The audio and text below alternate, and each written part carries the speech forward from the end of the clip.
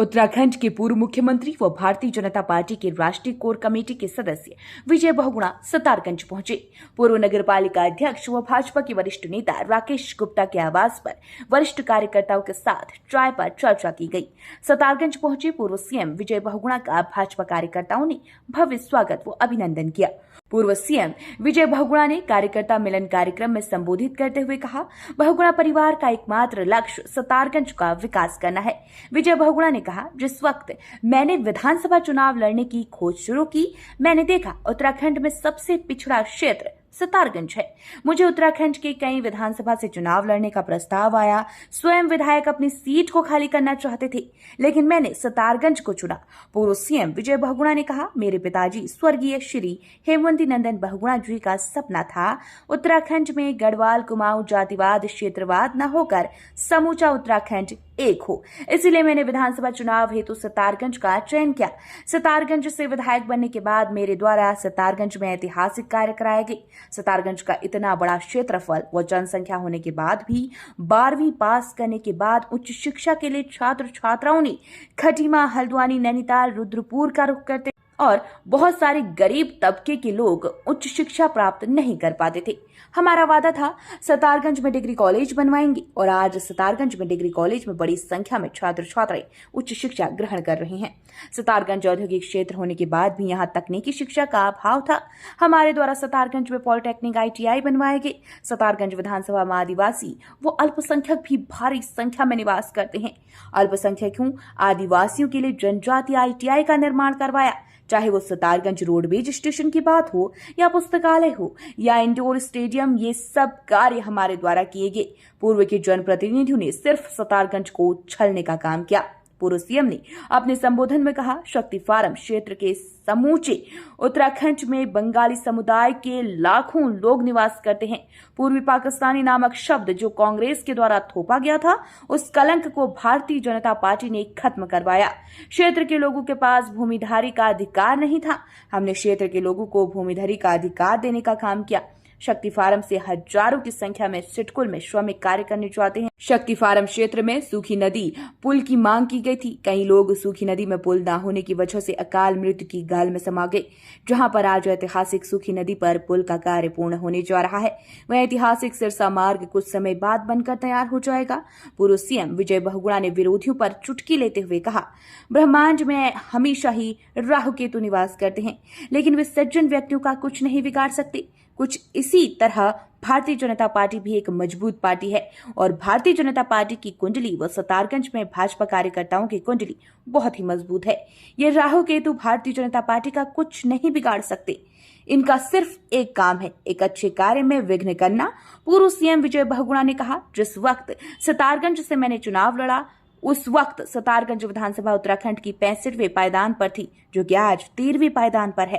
पूर्व सीएम विजय बहुगुणा ने क्षेत्रवासियों को आश्वस्त किया कि सतारगंज के विकास में किसी भी प्रकार की रुकावट नहीं आने दी जाएगी। तो राहु केतु को तो मान के चलो ये है, लेकिन वो नुकसान कुछ नहीं कर पाते जो सज्जन लोग होते हैं और जिनकी कुंडली मजबूत होती है। तो यहाँ पे भारतीय जनता पार्टी की कुंडली भी बहुत मजबूत है, तो राहु केतु कुछ नहीं कर पाएंगे। वो आएंगे और जाएंगे। हमें उनका प्रेम बनाए रखे, संबंध बनाए रखे। मेरा नंबर आपके पास है ही, लोग फोन करते रहते हैं, बड़ा अच्छा लगता है। खाली काम से नहीं, कभी भी ऐसे फोन मिला दिया, क्या हाल है, जाकर फोन आता है, बहुगुणा जी पहचाना। मैं तो यार ये व्हाट्सएप कॉल तो तुमने करी, मैं पहचानूंगा कैसे। तो बड़ा अच्छा लगता है, लोग सतर्क रहते हैं। और आपसे भी मेरा शुक्रिया अदा कीजिए कि मेरी वजह से आप सब कुछ जान रहे हैं। मुझे बुलाकर अगले बार भोजन का इंतजाम कर दूंगा। तो ये लोग बोलेंगे बहुगुणा जी आगे, चलो चाय मिलती, भोजन मिलती है, लेकिन ये सब इससे एक प्रेरणा मिलती है, शक्ति मिलती है। हम लोग यहाँ पे सब मोदी जी के दूत हैं और पूरे उधम सिंह नगर में कितना सम्मान दिया मुख्यमंत्री, यहाँ का सांसद, आपका केंद्रीय मंत्री और मुख्यमंत्री प्रधानमंत्री जी उत्तराखंड पर कितना विश्वास करते हैं।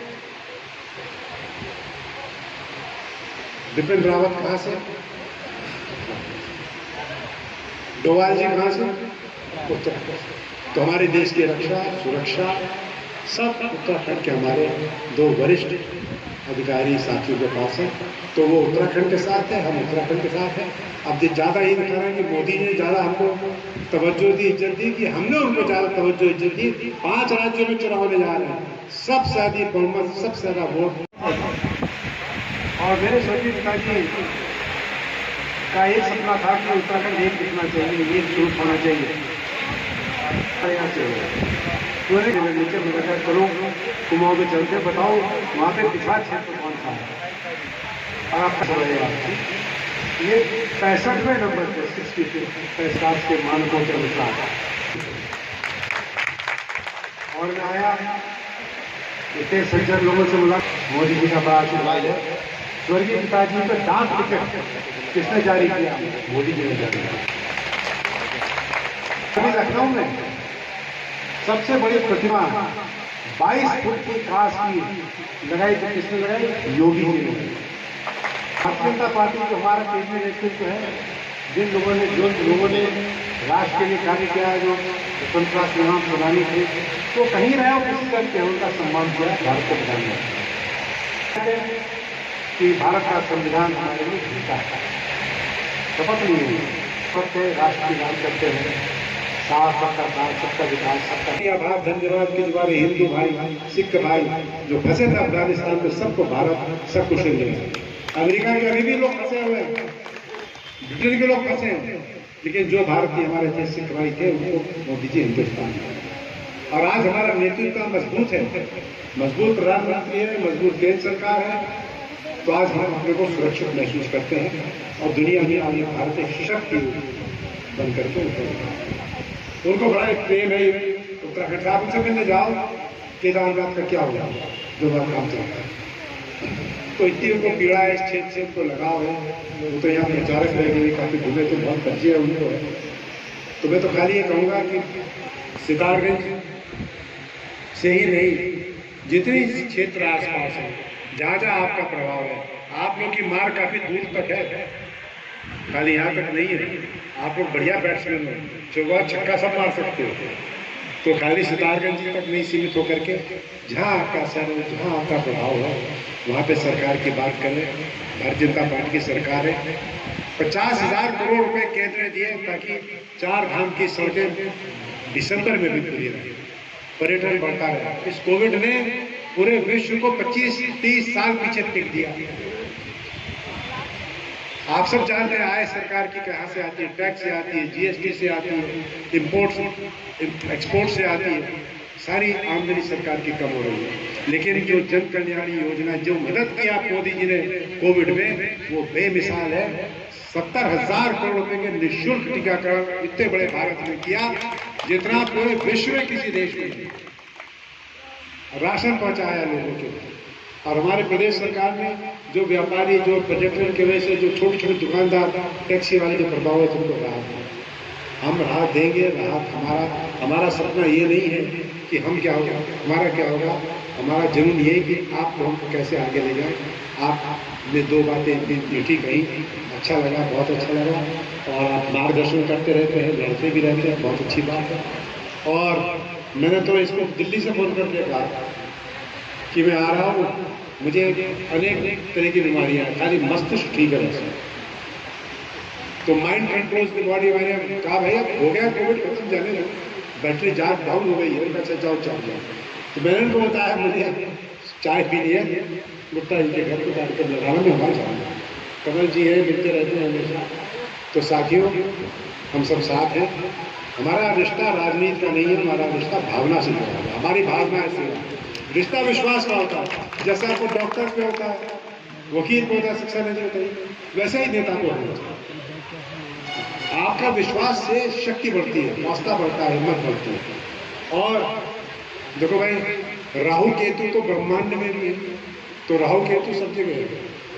तो राहु केतु को तो मान के चलो कि है, लेकिन वो नुकसान कुछ नहीं कर पाते जो सज्जन लोग होते हैं और जिनकी कुंडली मजबूत होती है।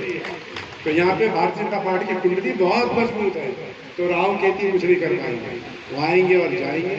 हमें उनका प्रेम बढ़ाए रखे, संबंध बनाए रखे। मेरा नंबर आपके पास है ही, लोग फोन करते रहते हैं, बड़ा अच्छा लगता है।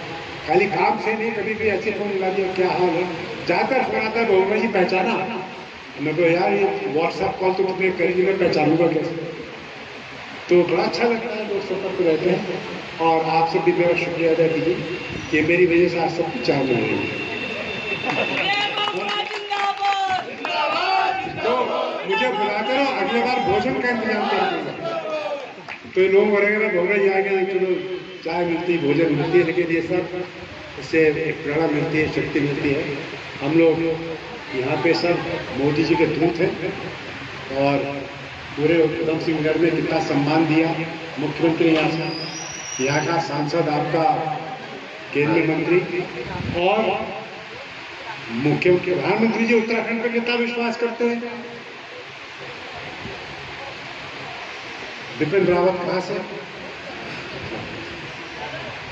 डोवाल जी कहाँ से, उत्तराखंड। तो हमारे देश की रक्षा सुरक्षा सब उत्तराखंड के हमारे दो वरिष्ठ अधिकारी साथियों के पास है। तो वो उत्तराखंड के साथ है, हम उत्तराखंड के साथ हैं। अब ये ज़्यादा ये दिखा रहा है कि मोदी ने ज़्यादा हमको तवज्जो दी, इज्जत दी, कि हमने उनको ज़्यादा तवज्जो इज्जत दी। 5 राज्यों में चुनाव होने जा रहे हैं, सबसे अधिक बहुमत, सबसे ज़्यादा वोट उत्तराखंड में पड़े, तब हमने मोदी जी का एहसान चुकाया है जो वो हम सब करते हैं। और महिलाएं जिधर है फिर तो अपने आप ही रास्ता साफ है। सृष्टि बैठी है तो सृष्टि तो ठीक ही कर देगी सारी, तुम तो सृष्टि ठीक कर सकती हो, तो छोटा सा सितार देंगे। तो जोशी जी आप सबका बहुत बहुत धन्यवाद, बहुत बहुत आभार। मिलते रहेंगे, 2022 आएगा, 24 आएगा, आप वहाँ रहेंगे, हम यहाँ रहेंगे, और हम लोग इस तरह से यहाँ के लोगों का सपना पूरा करेंगे। इन्हीं शब्दों के साथ बहुत बहुत धन्यवाद। जय उत्तराखंड। भारत बहुत ऐसे काम है जो हमारे क्षेत्र में हुए हैं। मैं ये नहीं कहता सारे काम हो गए, विकास एक निरंतर प्रक्रिया है जो चलती रहेगी। और आप सब लोग इतने वरिष्ठ कार्यकर्ता हैं कि हम लोग में से किसी को भी आपको बताने की कोई जरूरत नहीं है कि आपको क्या काम पार्टी के लिए करना है।